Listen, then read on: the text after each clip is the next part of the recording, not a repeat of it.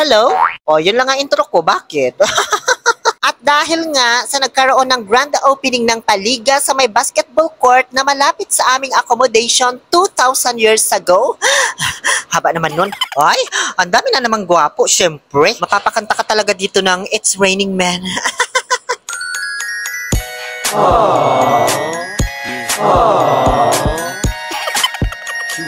Oh my goodness, uwian na. May nanalo na. Simulan na natin. Excited ako eh. Tignan nyo pinagagawa nila. Basketball ba talaga ito? At dahil nga sa napilitan lang akong i-vlog itong Paliga nila, magluluto pa kasi ako ng babaunin ko kinabukasan, tas magbo-voice over din. Pero sabi nila wag na daw magluto kasi may kainan daw muna bago umalis. Dito sa may 4th floor ng aming accommodation. So pag akyat ko, ayan, may handaan nga. So totoo nga may kainan pala muna bago pumunta doon sa Paliga para hindi daw gutumin. Oy, ganito yung mga gusto kong pinupuntahan. Uy. So ayan, sinimulan ko na magsandok ng kanilang spaghetti na kinulang sa sauce at sunog na pritong manok na expired na may sawsawang maalat na gravy. Kinalansaw ko na yung manok kasi ako naman na yung last nakakain eh. Late na kasi ako dumating. Pero totoo ha, maalat talaga yung gravy. Pero yung spaghetti masarap naman kahit maputla. So bibilisan ko ng kumain kasi maiiwanan na ako. Mga player kasi yung ibang kasama ko dito kaya paalis na sila. At dahil nga sa nagmamadali ng umalis yung iba, di nagpaiwan na lang ako. Sabi ko wag nyo na akong antayin, sunod na lang ako. Malapit lang naman dito sa accommodation namin yung court. Pwedeng lakarin ba? Kaya nung pagkatapos ko kumain, kunwari binabagal-bagalan kong uminom para makadampot-dampot pa ako nitong mga natirang manok. Aalis na ba? O sige, mauna na kayo. Ako na bahala dito. Maghuhugas pa ako nitong pinagkainan ko. Wala kasi kayong paper plate. Ang hindi nila alam, kaya ako nagpaiwan kasi magbabalot ako ng babaunin ko para bukas. Bakit? Kayo may kasalanan kaya di ako nakapagluto ng baon ko, no? Kaya nung pagsilip ko sa labas, parang wala ng tao. Nagsialisa na sila. Ay, Sharon Cuneta na to, be. Sakto, may plastic silang nakabalandra sa may lamesa. Hindi ko nakasalanan yan. Di na tuloy ako nahirapang maghanap pa ng pambalot. Okay na yan, baka may bumalik maabutan pa ako dito. Pagdating ko sa bahay, diretso bihis na ako agad kasi tinatawagan na ako, magsisimula na daw. Baka di ko mabidyohan yung Prada, sabi ko lakos na lang kung wala ng Prada. Parada pala yun. Walay. Syempre, dahil sa basketball yung ibablog natin, magje-jersey din ako. Pero hindi ko na ipapakita yung pagbibihis ko, kasi hindi naman ako sa Hesam Life. Sa shirt naman tayo, ano tingin-tingin mo dyan? Ano ako, Hesam Life lang? Magpabukol din ako, ganon? Baka pagsisihan nyo, may sakabayo tong akin, ha? Tapos syempre, magpabango tayo kasi ang daming lalaki doon. May isa akong pinakabet sa kanilang lahat. Ang pangalan niya ay Pacquiao. Abangan nyo siya, ha? Pababa na sana ako, bigla man akong tinawagan. Kaya heto, umakyat ako ulit sa 4th floor para kunin yung salmon na pinabili ng isang tropa nilang players sa Danob. Nanggigil ako sa inyo, ito lang pala purpose ko. Pinapunta nyo lang pala ako sa basketball para magbitbit ng salmon.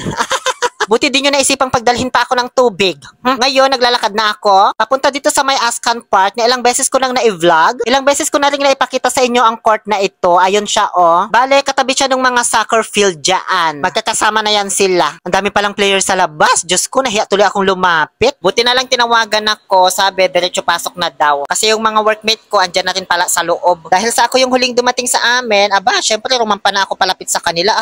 Ganun lang din naman na pinagtitinginan ako, So, ganyan lang. Pak! Diba? Ay, ba't iba na yung rumarampa? Uy! Ano nasabit? Ba't di pa kayo nag-uumpisa? Isa siya pala sa mga organizers kasama si Santiago ayun sa dulo na nakita nyo sa intro kanina na ang pogi. Ito naman yung mga workmate ko na hindi naman kasama sa liga pero nakikipractice. Diba? Di man kayo maglalaro may pa-warm up pa kayo dyan. Ngayon, lapitan ko itong tarpaulin nila para mabasa nyo. Kung ano bang tawag sa basketball league na ito. La Liga Filipina para sa Tropa KSA 2024 Season 1. Nikuan. Pinatupad ni Kuanti ang anti mong may lustrade na panty, sabi ni Mel. May mga categories pa na hindi man ako makarelate, hayaan nyo na. So habang binibidyohan ko yung tarpaulin nila, biglang may lumapit sa akin na isang player. Ang pogi niya, kilala niya ako, kaso nung pagtingin ko, kilala ko rin pala ito. Churchmate ko siya guys, from Tamimi. So hindi ko siya pwedeng landiin, mapagpalang gabi po sa'yo sir, God bless you po. Para sa laro ninyo mamaya.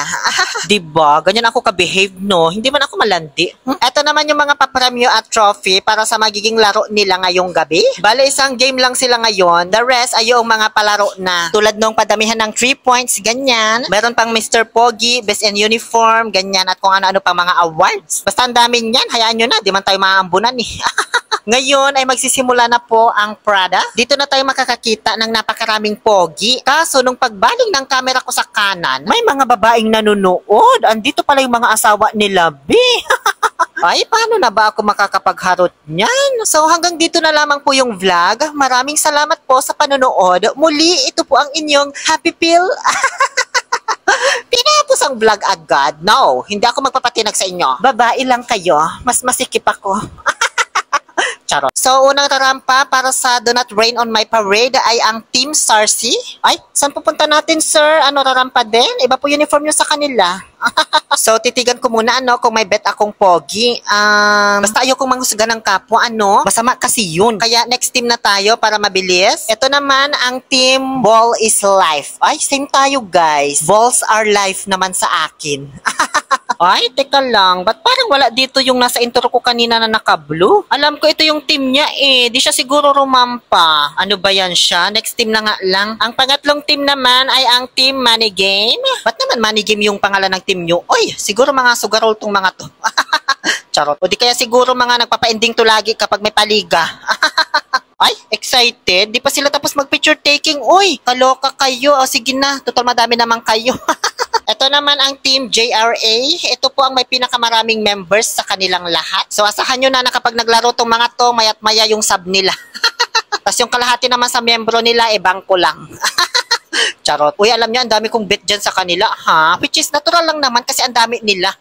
Magtaka ka na kung ganyang karami tapos wala pa akong matipuhan, di ba? O, ang pinakahuling team na rarampa ay ang Team Tijori. Na dahilan kung bakit ako andito dahil sinusuportahan ko sila. Mga workmate ko po kasi yung ibang member dyan, mga 3, ganyan. Pero teka lang, ba't parang may kakaibang itsura sa kanila? Uy, para bang decolor na nahaluan ng puti ba? Ay, may foreigner silang member, B. Di man ako naabisuhan. Uy, makuha nga yung number niyan kay Ryan mamaya. Charot. O, ayan na lahat sila. Nakahilera na. Ano bang sasabihin ko dito? Alam nyo guys, sa totoo lang, isa ito sa mga pinaka-nahirapan akong i-voice over na vlog kasi ang dami kong kuhang clip. Kaso hindi ko man alam kung anong sasabihin ko ba? Ay, ba't parang bago tong team na to sa paningin ko? Pumarada ba tong mga ito? Parang may 2 team na dumagdag guys. Bala kayo dyan. Nanalong best in uniform pala ay ang Team JRA. Kaya ayan, may group picture sila. Ba't paikot-ikot naman to? Kundi ka lang pogi eh. Ngayon, simula na po ng search for Mr. Pogi. Tig-isang representative bawat team. Ang premyo ay 300 reals plus trophy. Bale, 4 na team lang ang nakipag-participate kasi nahihiya yung iba. Kaya naghahanap sila ng isa pang representative galing sa audience. Kaso, ang kikiji naman nitong mga workmate ko, oy, ayaw man nila. Sakto nakita ko itong tropa nila na parang may potential tong manalo, si Pacquiao. Kaya pinipilit man naming sumali. Ayaw man niya, wala daw siyang jersey. Sayang, sa kanya sana ako magsisisigaw. So, magpapakilala muna sila. Una nang nagpakilala ang Team Tijori.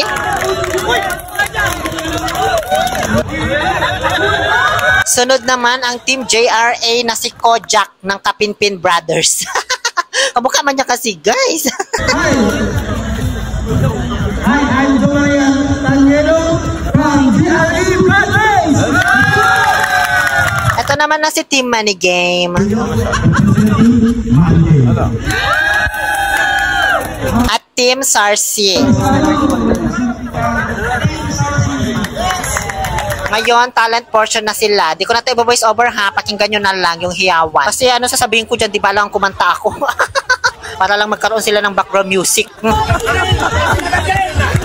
Kojak!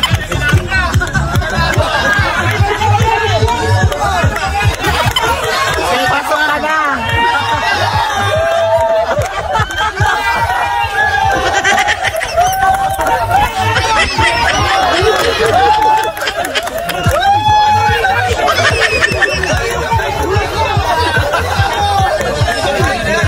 Okay na yan at ang haba na naman ng vlog. Ngayon, bago i-announce yung nanalo, may pa-speech pa yung sponsor nila sa court. Tapos translate pa nung isa. Kaya sabi ko, medyo matagal-tagal pa to ah. Kaya heto, pinaalis ko muna tong mga nakaupo sa bangko. Sabi ko, ako muna uupo, tabi kayo dyan. Tapos habang mag-isa na lang ako nakaupo dyan, biglang may tumabi sa akin. Gusto niya makipagkaibigan ba? Parang balak niyang manligaw. Charot. Si Berhel yan, workmate ko. Nakakulab ko na yan dati, no? Ngayon, in-announce na yung nanalo sa Mr. Pogi, ang Team Sarsi. Ayan, may award siya ng sapatos, trophy, at cash. Tapos, sinimulan na magpalista ng pangalan para sa sunod na palaro. Ay, ang gwapo naman ito nagpapalista dito, B. Ito yung hinahanap ko kanina. Ba't di siya pumarada? Ang gwapo ni Chavez, diba? Pero hindi pa rin niya talaga matatapatan yung kagwapuhan ni Kibon para sa akin. Ayan si Santiago Kibon, guys. Isa sa mga organizers. Akala ko nga hindi niya ako papansinin ni. Buti nilapitan niya ako. Naramdaman niya kasing nauuhaw na ako. Kaya binigyan niya ako ng tubig. Siya ang pinaka-crush ko sa kanilang lahat. Sunod naman itong katabi ko. Charot. Ngayon, nagsimula na ang 3 points, 3 points. Isyo-shortcut ko na ito, kasi sobrang haba nito. So, ito yung game na kung sinong makatatlong 3 points ang mananalo. So, ang expect ko ditong mananalo ay si Pacquiao, yung pambatok ko. Kaya panahiyaw ko ba sa kanya kasi siya yung pinakaunang naka 2 points. Kaso maya't maya naunahan siya ni Boss Ray. Sayang, kaya second place lamang po siya. Pero may award pa rin naman ang favorite ko na si Pacquiao. Ayan binigyan ng medalyon at sapatos si Pacquiao. Diba? Ang swerte naman niya. Jujuwain ko na talaga ito. Ay, may gift pa pala na naka-paper bag. Ang dami naman yan. Tignan mo, nanood ka lang, Pacquiao. Ang dami mo nang naiuwi. Nanghiram ka pa ng sapatos niyan, na. Nakachinelas lang kasi yan nagpunta dito. Hindi pwedeng sumali sa laro kapag nakachinelas. Kaya pinahiram na lang siya. Ayan naman yung first place natin na si Boss Ray. May sapatos din, pero ngayon may trophy na siya, medalyon at certificate. Diba? Hindi na siya lugi dyan. Hanggang sa nagsimula na yung mismong laro nila. Pero may mga kasunod pa po itong ibang mga palaro na may papremyo. Kaso, di ko na ipapakita lahat sa inyo kasi sobrang haba na ng vlog. Nahirapan man akong i-voice over. Baka maubusan ako ng sasabihin, B. Tapos parang hindi na rin naman natapos ang paliga na ito kasi nagkaaway-away yung mga organizers. Kaya hindi ko na rin tatapusin tong vlog. Charot. Pero half meant yun, ha? Sa totoo lang, guys, halos araw-araw naman may palaro dito sa amin na pwede kong i-vlog kaso hindi ko ginagawa kasi nga ang hirap mag-isip ng sasabihin sa ganitong klaseng vlog. Tas puro kalandian lang naman gagawin ko. Kaya kung napapansin ninyo, pangalawang vlog ko lamang po ito sa isang basketball. Tapos hindi naman ako ganun ka-interesado sa mga sport event. Kaya tignan nyo, nakimarites na lang ako dito sa kachat nitong katabi ko. Charot, hindi nanonood lang yan ng video sa Facebook, ha? Tinapos naman namin yung laro, nanalo ang Team JRA laban sa Team Sarsi. Hanggang sa sabay-sabay na kaming umuwi. Yun lamang po, maraming salamat sa panonood. Muli ito po ang inyong Happy Pill Oliver Castro na nagsasabing, no to toxicity, let's make a people happy. Ay, pareho pala kami ng tsinelas. Uy!